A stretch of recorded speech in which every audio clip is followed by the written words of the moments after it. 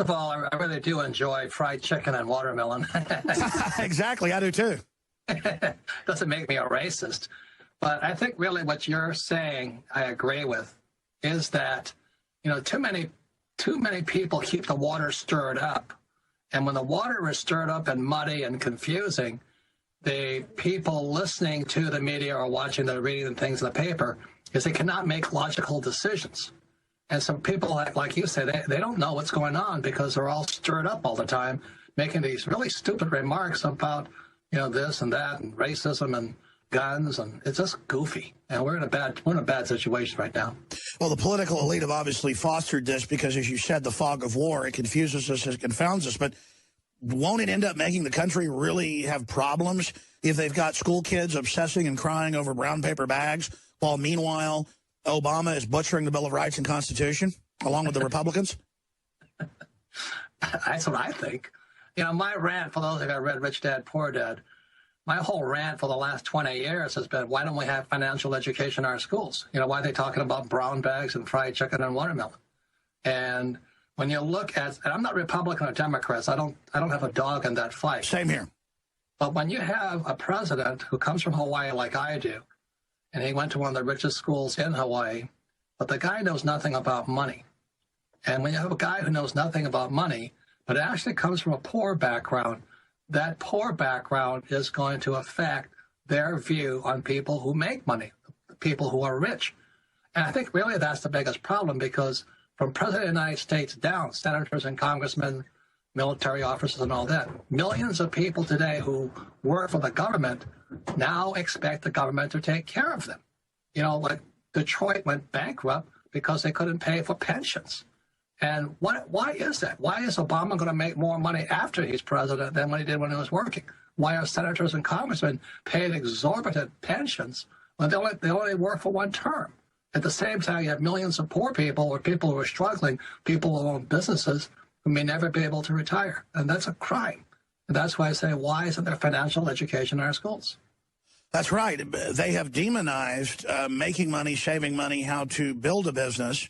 They've just taught us, go work for the big corporation in a drone facility, and they've created all this class warfare. Obama lands in a giant jet with 14 other support aircraft and over 200 Secret Service, and then tells Nigerians you shouldn't have air conditioning in a car. He doesn't say we should have cleaner cars or cleaner air conditioning and innovate new sciences, and that Africa, could innovate and lead the world if they had that idea. No, he just says you're going to stay in mud huts. How's that sound? When he is there basically delivered by a high-tech flying carpet. I agree wholeheartedly. I don't remember, but I was a pilot. I flew for the Marine Corps in Vietnam, and I know how much it costs to run a plane. I remember when Clinton was running for office, he actually parked a 747 and left it running so somebody could give him a $200 haircut. No, I remember that. And people were outraged back then. Yeah. Is there outrage fatigue now? Because stuff is getting more and more over the top. Or where do you, and I'm going to skip this network break because I want to give our guest more time. Robert Kiyosaki, best-selling author of all time for self-help finance book, is our guest. Got a new book out. We're going to talk about that book. But, I mean, the world is just crazy at this point. Give us your prognosis for the planet. There's obviously opportunities for those of us that are studying it. I mean, I'm going to do better probably than ever as things get worse. But I'm not happy about that because I know it's hurting the average person. Amen. Alex, I would say exactly the same thing. It doesn't make me happy that I'm getting richer and richer, and I see my friends getting poorer and poorer. I'm very concerned right now about, my generation, the baby boom generation, the biggest generation in history. And they bought that program of put all your money in a 401k and invest for the long term. Now, I wrote a book called Rich Dad's Prophecy back in 2002. That was 14 years ago, or 13 years ago. And I said the biggest stock market crash in the history of the world was coming in 2016. I was kind of guessing. But unfortunately, I didn't write it to be right. I wrote it out of concern. If I'm correct that in 2002, when I said the biggest market crash was coming in 2016, that means millions and millions of baby boomers, their kids, their grandkids, will feel the effect of that when their retirement savings are wiped out. I hope I'm wrong. But so far, my numbers look accurate, and it's holding course right now.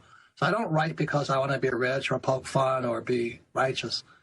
I am really concerned about my fellow citizens. It's frustrating because when you know how this stuff really works, you can position yourself and do well. And then just the average person, even if they seem smart or a friend, they just keep doing what CNBC and CNN say. Not even that those places have big audiences anymore, but still it's the authority. But with Brian Williams' fall, I think that's one of the big dominoes to go down with a loss of confidence in the system. What's your take on the future of the media? Well, I think it's manipulated. You know, you and I are in the same boat again. It's not free media, it's controlled media. If you have money, you control the media. If you don't have media, you don't have that money, you don't control it. You know, when Rich Dad Poor Dad came out in 1997, and I started saying your house is not an asset, I was foretelling the crash coming in 2007. Yeah, we should talk about your predictions. Rattle off some of those. They're amazing, and they're on record. Well, there was three. One was that savers would be losers, and that was in 1997. And in 2007, when the markets crashed and the Fed began printing money, as you know, savers are losers. I also said your house is not an asset. And your house is the biggest asset for many of the middle class. And as you know, the real estate market has not yet recovered. Excuse me. And then I predicted in 2002 a massive crash would come prior to 2016. You did. And it came in 2007. And now this is the other side of the coin. I always talk about all coins have three sides: heads, tails, and the edge. You know, you have Republicans on one side, Democrats on the other side, capitalists on one side, socialists on the other side. But our job as private citizens is to be on the edge looking at both sides. That's right. Fortunately, when the market crashed in 2007, the poor and middle class got wiped out, but the rich got richer. And one of the ways the rich got richer is the very banks that put out all this quantitative easing were offering guys like me literally hundreds of millions of dollars to buy the very real estate that was wiped out. And so what I write about and I talk about is that the rich are richer because they're on the other side of the coin. They don't go to school to get a job. They go to school to learn to be rich, how to start corporations. And let's go above you at the level of actually building things in a good, corporate businessman, true capitalist. And above that is the real enemy, the crony capitalist. You're just piggybacking on them looking at both sides of the coin. Good businessmen, bad businessmen, you can do it. I can do it. We've got to get the public to start actually getting outside the box, looking at the edge of the coin. The problem is they'll go above this. They'll finance Al-Qaeda. Doesn't mean they run them. They'll finance ISIS and then make hundreds of billions off fighting them. And the public goes, what, you say we command them? No, but we help get them going. And then they'll use them by, again, gaming the dialectic to get more power. How do you get the public to think like an executive? I just, some people tell me either someone's got it or they don't, Robert. Well, let me give you, I always write about three sides of a coin: heads, tails, and the edge. I was a Marine in Vietnam, and in 1972, I was standing out there. And you may recall in 71, Nixon took us off the gold standard. Yes. And I'm standing out there going, what the heck does this mean? So I wrote about that event in a book called Conspiracy of the Rich. Is when I was like 25 years old, I'm talking to this Vietnamese fruit seller, and she wouldn't take a $50 bill. And so here I'm 25, 26 years old going, what's going on? And she didn't want the dollar. She wanted gold. And so that's when I went, oh, my God. Plus, Vietnam was kind of a wake-up call for me because I realized we, the public, are lied to by those who control the military-industrial complex. Now, I'm not against war or pro-war. I don't like being lied to. You're against the special interest being above the law. Yeah. And so when the market started coming down, again, I say that the other side of the coin. I didn't want to be on the side that was losing. I want to be on the side that's winning. But as you know, the media controls the message. And so it keeps the poor and middle class interpolated, always upset, discussing things that really don't matter, like brown bag lunches with chicken in it. Exactly, yeah. It's ridiculous. Don't have a brown bag and don't bring chicken fried. It's racist. I mean, it's crazy. Yeah. And that's what we are. Or, when I talk to, I had this person apply for the job the other day, and she was like really stopped from school. And she did nothing. I was going, she had no idea. She was applying for a job, but she had no idea what my company did. She just wanted a job and wanted to know how much I'm going to pay her. Yeah, if I wanted a job, I'd research everything about you. I'd come in saying, I want to help you. This is what I can offer. I'd like to advance your company. I'd like to prove myself. I really like your philosophy, Mr. KYOSAKI. No, they just show up and go, yeah, you're lucky if you get me. It's just amazing. Worse than that, Alex. I was afraid when the interview was over, I was going to get sued. Wow. That's how, you know what I mean? Because of either sexual harassment or discrimination. You know, as an employer, I'm terrified of what I even say to potential employees. That's how politically correct we are. Oh, yeah, you don't want to tell a woman, oh, I think your blouse is nice. Oh, that's evil. That's horrible. Of course, that's a totally normal human activity, but it's evil. And it wasn't nice, but I didn't say that. But I mean, I don't want to say to even like an old lady, oh, I like your coat. You know, I'll say, oh, I like your dog on the hike and bike trail, because everything's politically incorrect now. That's correct. And I think, you know, what we're talking about without describing it is probably the problem. We're so stirred up all over the place, nobody's listening anymore. You know, everybody's talking, but nobody's listening. So I'm going, holy mackerel. You know, this is not a good time to be. Well, Robert, I want to give you the floor. We got 5 minutes till break. I've been asking some of the questions up front, but front and center, what is most important to you, good, bad, and ugly right now? And we're going to come back from break in about 5 minutes and get into your new book. I'm just concerned about this possible. I hope it doesn't happen, but if my Rich Dad was correct, again, published in 2002, Rich Dad's Prophecy predicted the biggest crash in the history of the world was coming in 2016. And that's why I wrote Rich Dad, Poor Dad. That's why I speak. That's why I write. That's why I take on the media. But I'm very concerned for my citizens. Look, Alex, what happens if this? Let's say I'm right. Hopefully I'm not. And millions of baby boomers lose their pension, their homes, their jobs. They lose everything. What is a ripple effect throughout the world going to mean to that? What is it? We've never been here before. Never before has the U.S. dollar, one currency, been the reserve currency of the world, and we're printing it. Wow. The Europeans are printing, Japanese are printing, and you got to look at this and go, this is not good. So that's my concern right now. Well, look, your prediction will come true, whether it's this year, next year, or 2 years down the road, or 3 years. Zimbabwe, Weimar, I mean, let's talk about that history. I mean, doesn't this always end in a serious collapse? I mean, it doesn't go anywhere else. My only concern is how big will it get before it implodes? I want to have a controlled crash landing. Yes. The point here is the last 100 years has been 52 so-called currencies that collapsed, 52 in the last 100 years. But never, the reason 1972, me standing on the fields of Vietnam, was so important was that for the very first time in history, the U.S. dollar is the currency of the world. And if the dollar goes bad or something skews up, the whole world goes down. It's not like just Zimbabwe or the Weimar Republic. It's the whole world. It is the biggest collapse possible. And we have no financial education. We don't tell people this. The biggest collapse possible, a global Weimar, what will that look like? Alex, you know Harry Dent? Yeah. Yeah. After I talked to him yesterday, I was put on suicide watch. You know, I can't even fathom what it might be. I can't imagine it. Because I was in Zimbabwe in 2004 just to go see what a currency collapse looks like. I knew that. I read an article that quoted you. Tell us about that. Well, it was just extremely frightening. You know, what happens when your money is no good is the question. What happens when you can't trade? What happens if you can't buy food? You know, and people do goofy things. And in fact, you know, I was accosted by what they call the war vets, you know, these guys with AK-47s. And here I was out there going, you know, I'm not here to change your political views. I just want to find out what's going on.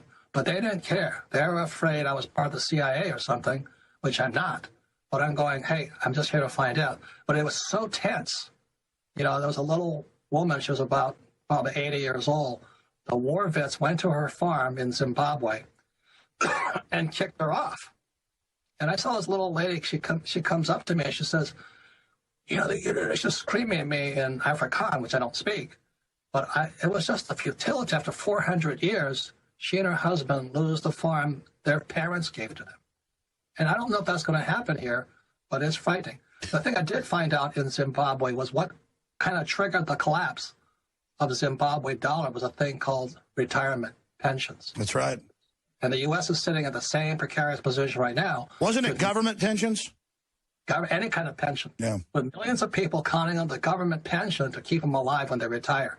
That's what I'm afraid of. That's why after talking to Harry Dent, I was depressed. When we come back, we're going to get into your new book and other world events taking place. Robert Kiyosaki, Rich Dad, Poor Dad, is our guest. You go to his website. Ladies and gentlemen, it's got a lot of powerful information, richdad.com. And we got to get this guy back more often than every 4 years. I want to get him on every few months.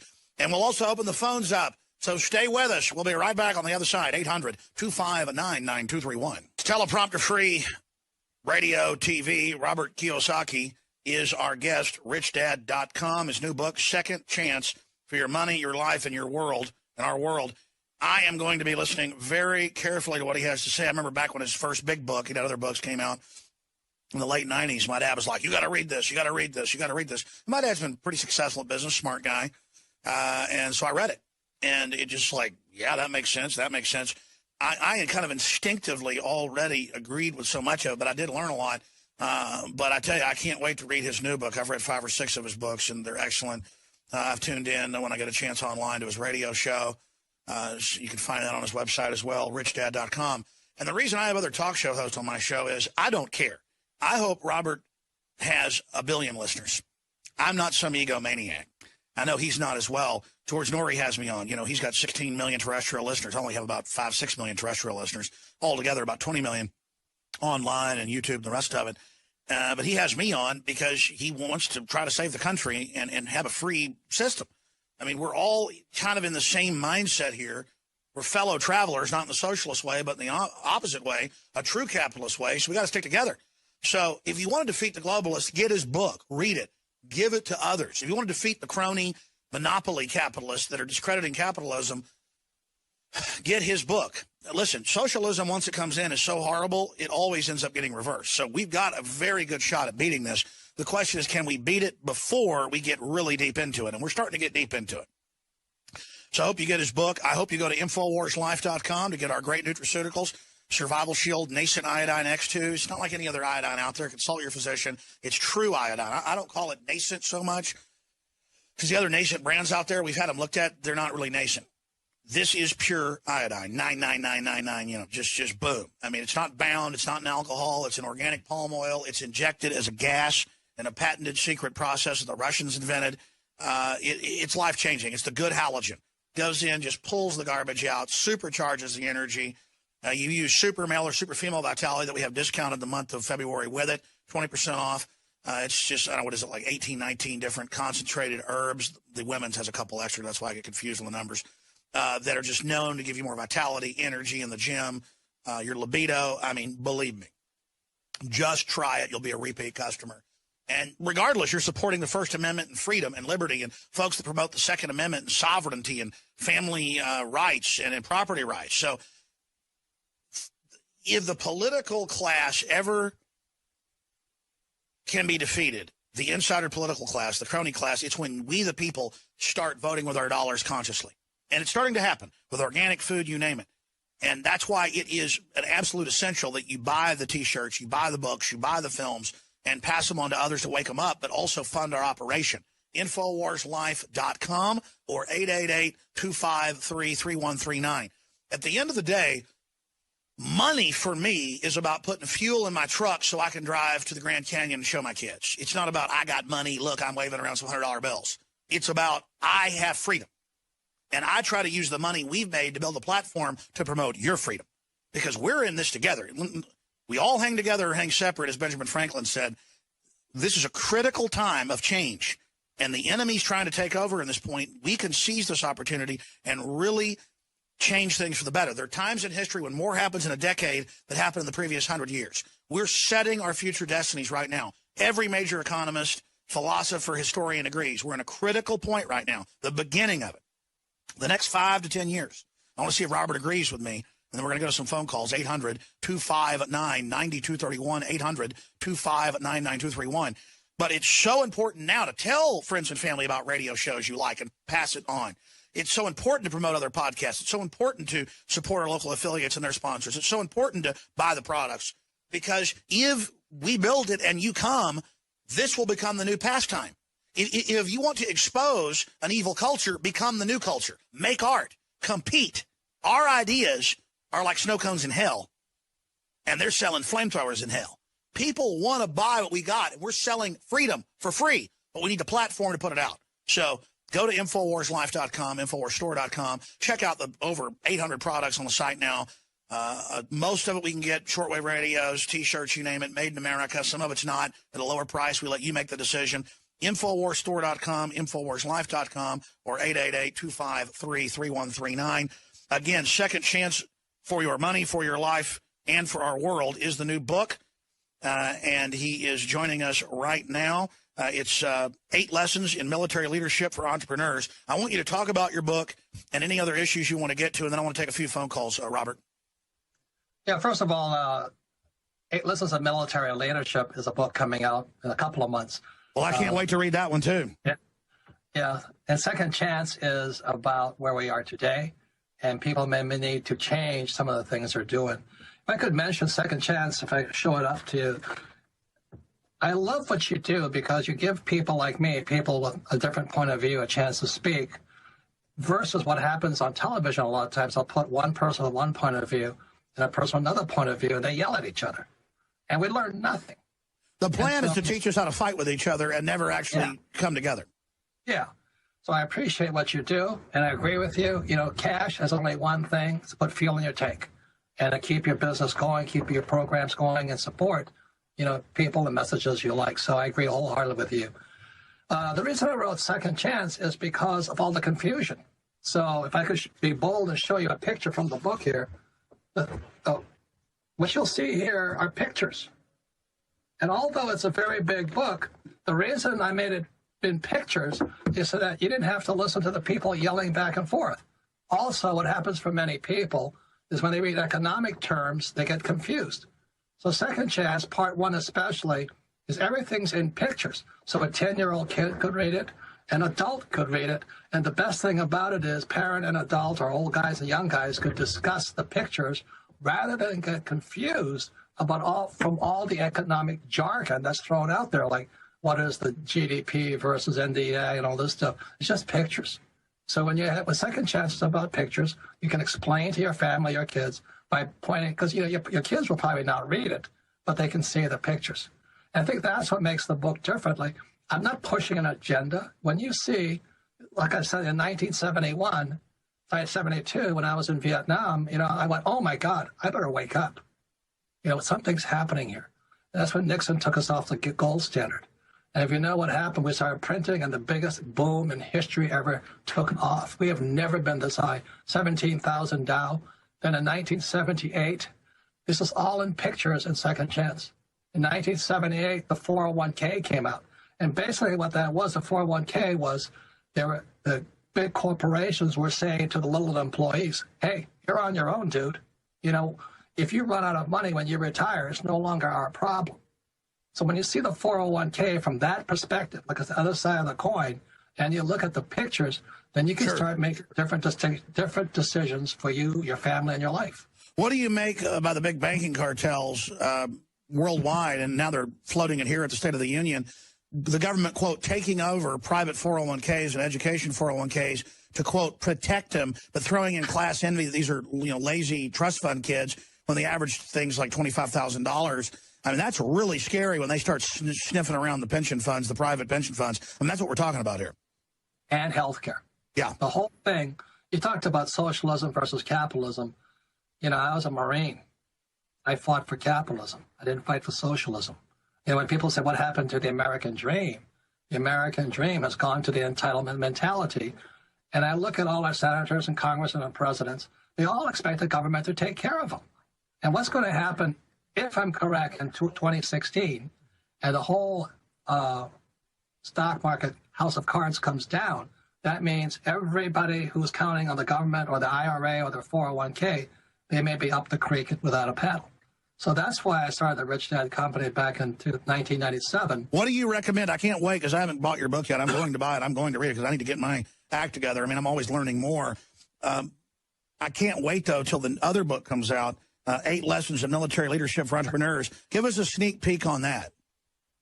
Well, it's about, you know, we have a high number of veterans who are unemployed. I mean, they're homeless, a lot of them. What I'm saying is that the military gave them some of the best training to become entrepreneurs, not employees. And they, you know, they gave them such things as, you know, unity, courage, initiative, skills.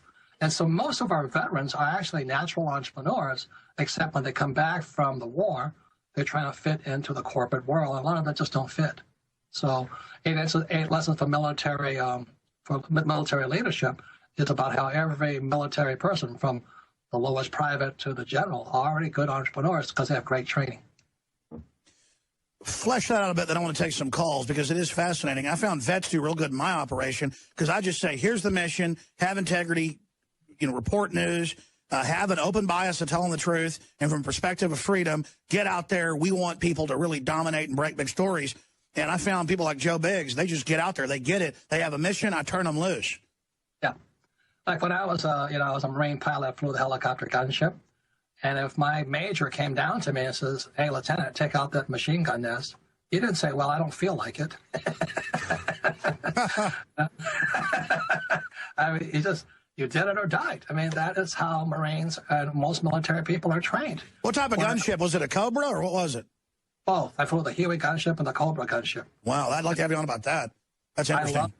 I really loved it. But anyway, that's why military personnel are trained to be entrepreneurs. They're going to get the job done. And that's why the Marines had so many problems in Fallujah. Not to berate my brother in the Army, but the Marines took Fallujah, and then the Army went back in. They lost it, and Marines went back in. But a lot of my friends were brought up on court-martialed because they did the job. They killed people. And I hate to say that, but that's what Marines are trained to do. Yeah, what about political correctness in the military? I mean, I'm against those wars, but once they're there, they're going to court-martial people because you're getting shot at from a house, they shoot the house up, and then they shoot a civilian.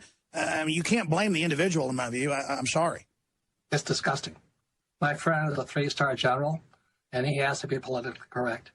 He was my roommate in Vietnam, and he says, I cannot say what I want to say because it looks bad upon the Marine Corps. And when your generals are not allowed to speak, we have a serious political correctness problem. And it's sad. Look, ISIS is actually doing us a big favor right now. They're really upsetting the whole world. If they actually put on video of them beheading a little kid, the world would come and blow them out of the water. But right now, they're only beheading men. But when they start beheading women and kids, I think then the Marine Corps will step up. Well, they're doing it. They're just smart enough not to put it on video. And I tell you, what a despicable group of dirtbags. I mean, those people are just unbelievable. You look at the eyes of those people. They just look like a bunch of Charles Mansons. I don't know how you can find such large groups of people that have a Charlie Manson look in their eye all the time. I mean, only people I know that look like that are on PCP. Robert, what do you think's going on with these people? Alex, I have no idea. Look, I had a good friend who is Muslim. And I never met a man who hated so much. He's a good friend, but he hated Jews. And I kept asking him, I said, Saleh, how in the world can you hate somebody that much? Because I hate, but I don't hate that much. And that's the question, is how could you go and do basically atrocities to your fellow human being and think you're doing it in the name of God? It is beyond my comprehension.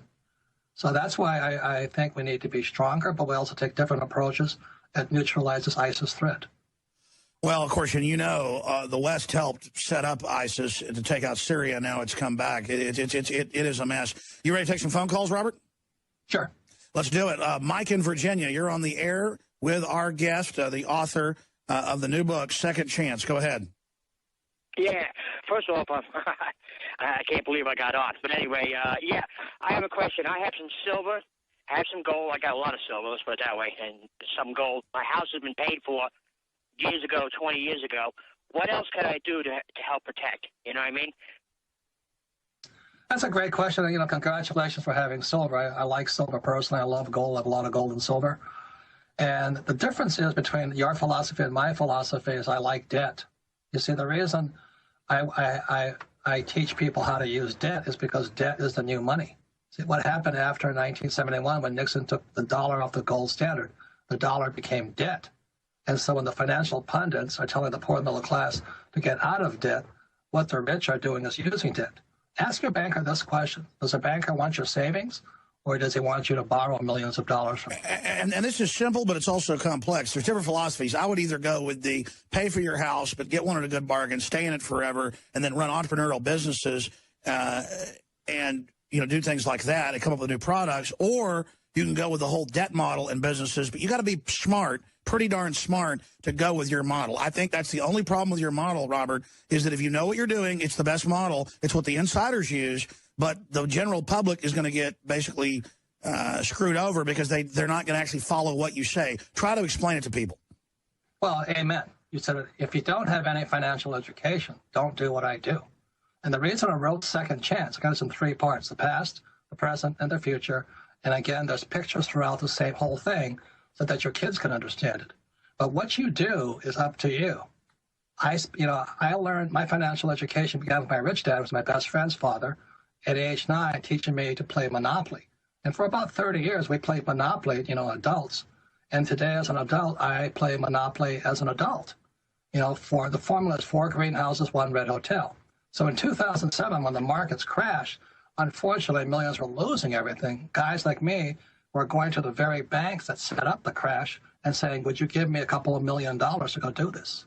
You see, what I'm saying in Second Chance is that all coins have 3 sides: heads, tails, and in the middle, which is intelligence. To stand on the edge is intelligent. And what you're saying, I agree exactly with you, is be intelligent. Hear what I'm saying, hear what you're saying, but ultimately it's up to you, the guy on the edge, that has to make up their own mind. I made up my mind a long time ago. That's right. I mean, the real fortune is in the arena. Fortune favors the bold, to quote British SAS. But if you're going to get in the arena, you better be ready.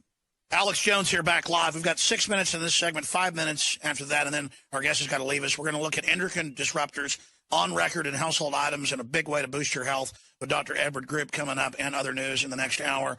A lot of key news breaking at Infowars.com that I have not gotten to.